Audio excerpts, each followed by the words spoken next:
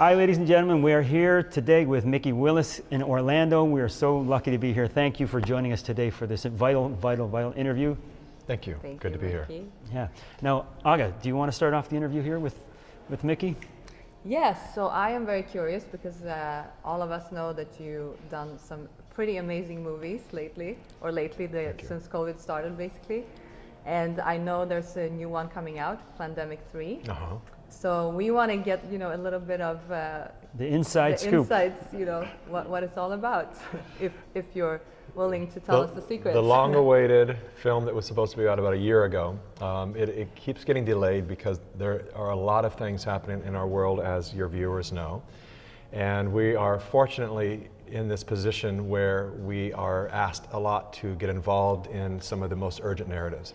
And so we've been pulled away a lot to release things that are really current and that will help then reshape the lies and reveal the truth of what's really happening out there. And so because of that, we're looking at somewhere within the first quarter to the middle of 2023 that we'll release Plandemic 3. And this one is, hopefully it's the last in the series. I always saw this as a trilogy. After the first one went viral, then that's when I actually realized it's a series. There's more story to tell here, a lot more. But for me, this is the big picture. We're not going to spend a lot of real estate on COVID and the numbers and all of that, because I think people are exhausted with a lot of that. And so for me, it's what are the solutions? And it's also really examining what COVID was used for. And some people will be very surprised to learn that this has been in the works for generations. And that America is at war, and it's an internal war. It's a war to defeat America from within, because America is one of the last surviving firewalls for the rest of the world. So there's a globalist agenda that seeks to create a one world everything, from currency to military, all of that, so that they can then control all people, all finances, all resources.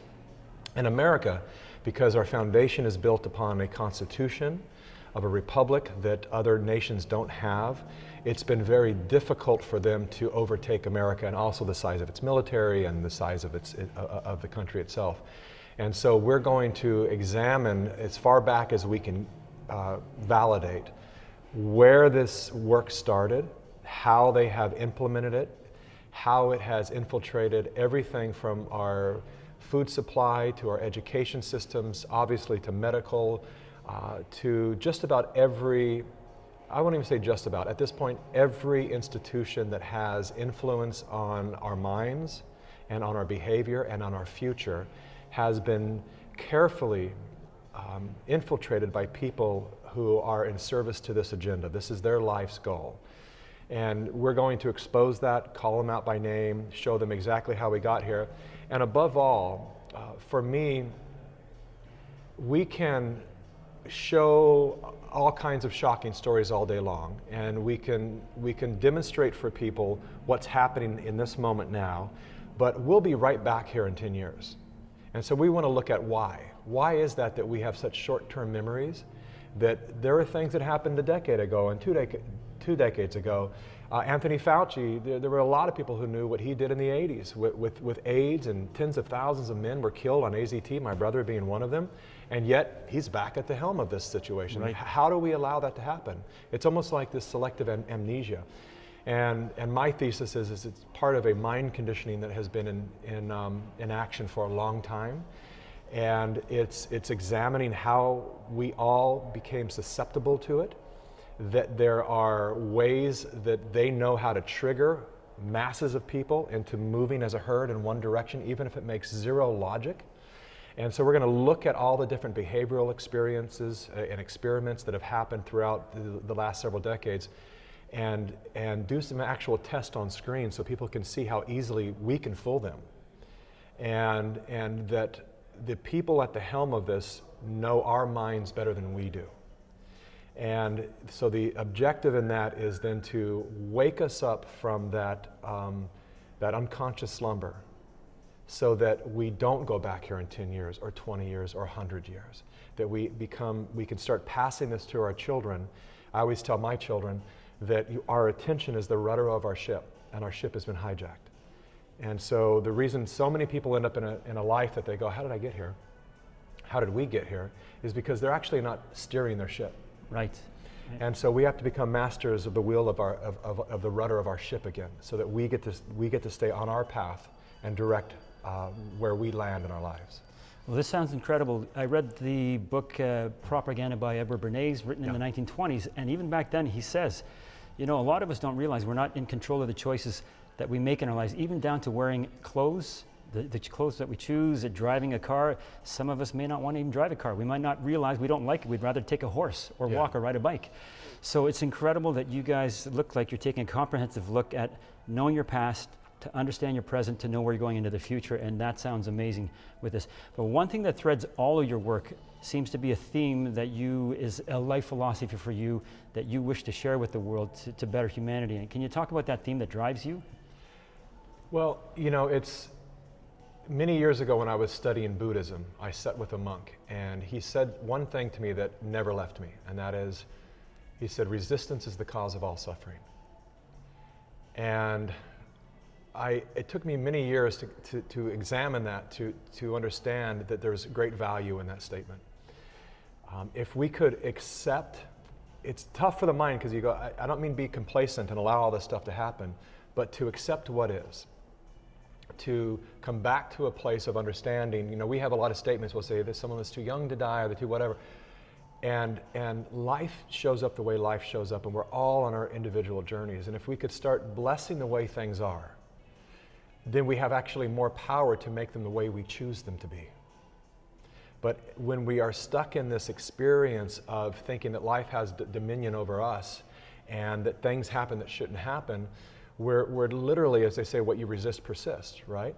And so, in answer to your question, for me, it's really, until we really get a grip on how to conduct our lives, how to become really sovereign cognitively, that we reactivate our innate brilliance to think critically, then all this stuff continues to happen. And one of the ways that we do that is by coming back into an awareness that, my belief is that we know that we're one. In the same way that our cell phones are connected energetically, there's no cable between mine and yours, but we can exchange information, complex information, pixels of photographs and all of that in perfect digital reproduction onto your phone from my phone. We are connected that way energetically as humans. But there's been a concerted effort to play this game of divided, to play this game of I am not you. And so if you ask anybody, and I used to do this, I was a teacher for a while, and I would ask my students, I would say, give me a list of everything you hate about LA at the time or the world or whatever, and that was easy. I said, tell me everything you love about it. And there's, you know, oh yeah, they're always the real simple things, right? I love the ocean, I don't, and it was much more difficult for them to find out what they love about their city or their country or whatever it is. And if you take a deep look at that, it shows that there's some kind of mechanism in our brain that is constantly looking for where I'm not that, I disagree with that, because the moment we have that thought, we are separated from that thing, because we're basically saying I am not that. And so the antidote to division is coming back into saying I actually am that. And there's part of me in that. And even these evil ones that are doing that, we're all in this together, and we all have the tendency, and COVID has proven that to so many people. So many people that I consider to be good, loving friends who suddenly turned on me and wanted me locked up. Like really good people who were just taken over by this narrative, to suddenly think their friend of 20 years has gone so dark that he should be locked up. Yeah. You know what I mean? Yeah. It's like you see that and you go, wow, that's how fast we can turn from being good and loving people to wicked. Mm-hmm. What is that? Because we're not wicked. People are good at the surface. And so what causes that? There are mind programs that are set that keep us constantly divided. So for me, the number one key is staying unified. Coming back into a situation, all these narratives have convinced us that we have to agree to be bonded. And as soon as that agreement is broken, as soon as you say, you know, something negative about transgenderism, then it's like, oh, you can't have a nuanced approach to it. You can't ask questions anymore. We have to agree 100% or you're out of the tribe, or the cult, I should say. Yeah, we have that compelled weaponized speech now. Totally, totally. So it's seeing beyond that such that we can be in total disagreement and find it fascinating. Like that, ever since I was a child, I found it fascinating to sit and talk to people who were racist, to go, like, how did you arrive at that? And what is that about? And you can always find somewhere within those ideologies that there's a wound somewhere that has been misdirected towards a collective of people instead of the individual person that they had an issue with, right? And so it's kind of dropping that mindset that allows for these narratives to continue so that we can see that we're actually responsible for this. And a lot of people don't like to hear that, but if they understood that the moment we take responsibility, we're not the ones driving it, but we participated it. We're participating, and we have been forever, allowing these things to happen. And I mean through little nuanced ways. If you just examine down to everything that is invisible to us today, the fact that we sell things for $9.99, that's $10, but we're still fooled to think that 1 penny makes it sound less. Yeah. Right? So that's the beginning of us detaching from reality and not just saying, it's $10. Mm-hmm. Let's call it what it is. I have a couple of companies, and every now and then a partner or marketing person will say, $29.99. I go, please don't do that. We're not here to trick the people. That's $30. That's not $29.99. And so all that little manipulation, which is hidden in our language and in all these little things around us, to re-examine it all, so that we can understand that all of that, the fact that, I remember in 2008 when Facebook changed their interface, I forgot what it was originally, but then it went to likes. And I thought, God, I studied user experience, and that's such an odd thing to be like, I like you. Yeah. And then I realized, wow, one of the things that stops people today from being truthful in the world is their likes go down. We're all addicted to being liked. So that has become such a goal now to gain likes that we don't want to say anything out in the world that would have us unliked. Mm-hmm. And that's all mental conditioning to shape our behavior and to control us. People equate responsibility with liability, And yes, so yeah. it's difficult for people. They want to be led. So many people just want to be led because then they can go, it wasn't my choice. It was, but stepping into a role, everyone is a leader. Everyone is a leader. A leader of your household, a leader of your business, a leader of whatever it might be. And I let my children lead. I'm not just the dominant figure in the family. I want my children to lead. So they negotiate things with me. They come to me and they say, hey, Dad, how you handled that, I think you could have done better. I say, really? Let me hear, buddy. What could I have done? And they're always right. Because it's like, awesome, thank you. Thank you for helping to see what I can't see from inside this experience. Right. And so, but for us to take responsibility for our lives, for the direction of our world, because everything that we've done, our detachment from politics, years ago they planted, you never talk about politics with your friends. That's all a plant so that we wouldn't talk, so that we wouldn't actually share it. It became dangerous of like, never tell people who you voted for. No, be brazen with it. Be out loud. What is this policy about? Who is that person? What qualifications do they have to run my city? To make policies for my school, whatever it might be. But we were told not to talk about that. It's taboo. And that's all because they didn't want us to share. So that's why censorship is so high now, because, double-edged sword that is the internet, which is, horrific on one side for all the TikTok and hell that it can bring. And then there's the fact that it allows us to become citizen journalists. It allows us, like both of you that were saying before this interview, this wasn't your world, and now look what you're doing. Mm-hmm. This technology, this digital technology has allowed us. I started in the day when everything was shot on film, where you had to be very careful with every second that was recorded because you had to develop it and process it, and it was expensive. But now we can go out there and record stuff, and now I think we're reaching a point where we've kind of had this haphazard, kind of like babies with loaded guns. We're out in the world with these new technologies, and now it's like, now can we find some, now that we can call ourselves citizen journalists, can we find the responsibility that comes with that? Can we not take the bait to be the first, to break a story, I don't care about being the first. I want to be the most accurate. Right. Yep. The most honest, and so I have a lot of stories. I just had one passed to me about something going on in Canada today. And I won't go out and just put that on the line tomorrow because it can probably take me a week or two to research it. Yeah. And that's how it should be. Yeah, that's good journalism, is having responsibility and credentials where you are actually going to the source yourself. And this is what we're not seeing. When I was up there in Ottawa at the convoy, the CBC, our BBC in Canada, was printing stories about things that weren't happening. They never actually had any photographic or video evidence of it, saying that the homeless were being robbed, saying that people were being terrorized. We never saw any proof, right? They never went to the homeless. They never went to people that were actually up there, like myself. Yeah. So, and it's interesting, and I love what you said about taking responsibility, looking at life through a lens, because, having the free speech, the empowerment to realize I have a voice, and actually tapping into your higher self, because a lot of people admire people who say things that they feel inside but they don't have the courage to say. But this is the time where we've been, we're coming to this threshold, this crux point where people realize, hey, you've been disempowered to think you can't do anything. It's you against the billionaires, against the globalists.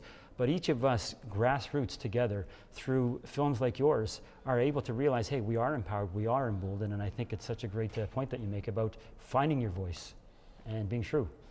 So if you consider, thank you, beautifully said. If you consider that what's happening now has been happening since the dawning of civilization, literally, since the cradle of civilization, there's always been a master-slave relationship. All the incredible stuff that was built in the cradle of civilization, it was built by slaves. And there's a master class, and the slaves not only outnumber them, 1,000 times, but they're usually in much better physical shape. They're behemoth because they're carrying stones all day and they're doing the labor. How in that day, when they didn't have the technologies and the billions of dollars that would allow to constrict and imprison, let's say a group of elite, let's say 200 elite have 20,000 slaves to build their whatever it is, to build their empires. How did they control them?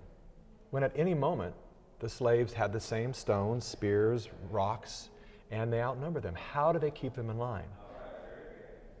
And we have to understand that's still going on today. So it's them, they have, the elite have a line to God, and then they would convince the slave class that they don't. And so we're the anointed ones, and we know what you're thinking. And this is in every fable and everything we've passed on. I mean, look at he knows when you're sleeping, he knows when you're awake, he knows if you've been good or bad, so be good for goodness sakes. Like these little, I call them obedience legends, have been passed down to convince us that people have access to what we're thinking, so you better not even think against them. And that's how they manipulated the slaves mentally, so that if anyone ever showed a hint that they might be, act out some form of resistance, then they would dismember that person in front of the people, throw them to the lions, pull their body parts off, torture them, and that's similar to what they're doing now, right? So you get people, that speak out. You get Jordan Peterson, way too smart, way too accurate, and so they want to punish him publicly. It's the same game, but they can't behead the man. Right. So let's deperson him. Let's dethrone him. Let's make him, and look at all the people that have been so smeared because they were making too much progress. And so it's the same game we've been playing for thousands of years, same game. And we need to wake up to that, because the moment we do and we realize that we are the vast majority. I mean, they're less than 1%. They call them the 1%, but that's just the label that's been placed on people at a certain income. But the actual people that are running this are a fraction of 1%. And so if we, the people, stay smart enough to recognize that all of it's a game. I don't care if you're Democrat, Republican, any of that stuff, white, black, none of that matters. To look at even the LGBTQI plus, whatever it is today, movement is a perfect metaphor to understand how they slice and dice movements. It was the gay movement. gay and lesbian, gay and bisexual, and now it's like, right? And now they're all infighting. Right, yeah. And so they're doing that to our movement now, right? There are good people, good doctors that are being smeared, good doctors who are suing each other now. They disagree with each other's science. They don't like the fact that somebody still calls it a vaccine. Who cares? That's not the fight we should be fighting right now. Let people wake up at their own pace. And what matters is, are they making progress in the direction that we choose to go? And if they are, let them be. Let us disagree with each other and or educate each other. You know, if somebody is saying something out in the world that isn't accurate, let's talk and let's share data, and let's hopefully bring that person, you know, into a greater understanding of what they're promoting out there. But for the sake of our future, we have to stop participating in this game of division, where we love somebody one moment and then we hear, oh, he used to work for some CIA connected thing 20 years ago, you know, now we're canceling people. Exactly, yeah. The biggest division has been within ourselves from each other. This is the whole identity politics. Let's continue to sit there and say how we're different rather than say how we're the same, how we're unified. When we find similarities, this is when people unify, and this is what they always try and break. And this is the cycle that you're talking about, that we need to just realize that we need to love and unify. United we stand, divided we fall was first recorded about 2,600 years ago. And there's a reason that that statement has survived all this time. Because that is, if that's all we remember and we work from that. United we stand, divided we fall. I'm not willing to fall. I have children. And so my push right now is unity. And I don't mean kumbaya.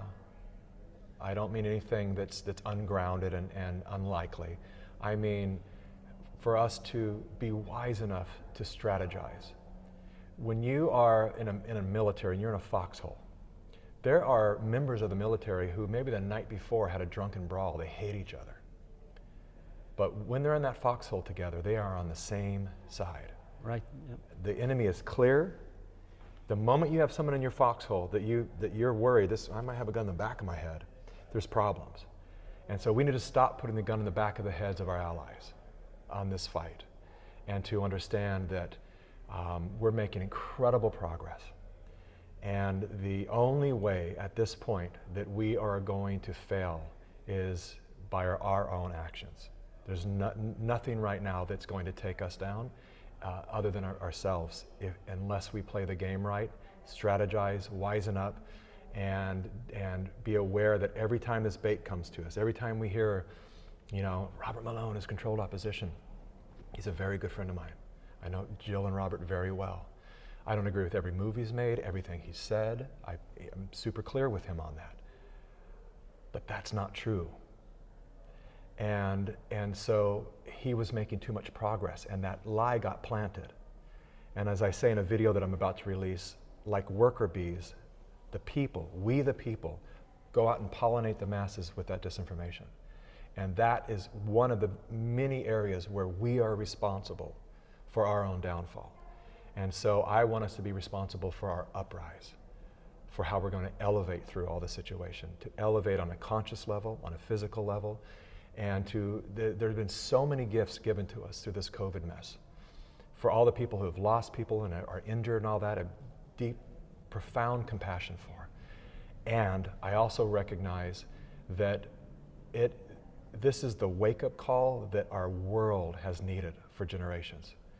It has brought us into an area where we have lost trust in all of our leadership and institutions, and that's a great thing, because we are left now with, once we kind of get over the knee-jerk reaction of just losing trust for everything, we'll come back into asking the question of, what is it that I'm here to trust? Who is it that I'm here to trust? And that answer is ourselves. And the moment we start to act from that integrity, then this organism that we call humanity becomes healthy again. Because right now the cells are at war, the cells within an organism. And when the cells within an organism are at war, we have disease. So our human family is very diseased right now. But we are about to come back into balance. So well said, so well said. And positive, which is amazing, right? Because this is what we need now. We need to embody the change that we want to be, right? So 100%. No, I'm just, very grateful that we have such inspiring and amazing people in our movement, both of you and everyone else in that room. And I think, we really need to come together and collaborate and build strategy and unite, like you said. I think it's super important and raise the vibration of the world, because I think there's a lot of really high vibe people in our movement. So thank you both for that. Oh, thank you. COVID has been fantastic. You know what? It revealed the real virus now that it's gone endemic and is as mild as it was. But it's squeezed out the diamonds of humanity. Everybody's collaborating. Everybody's working towards what's best for all of us. So thank you so much. Well said. Yeah. Yeah, thank you both. Thank you. Thank you. Fantastic. Awesome. Thank you. Very good. Thank you guys so much. All right. It was great. Great No, it was a great conversation. Thank you.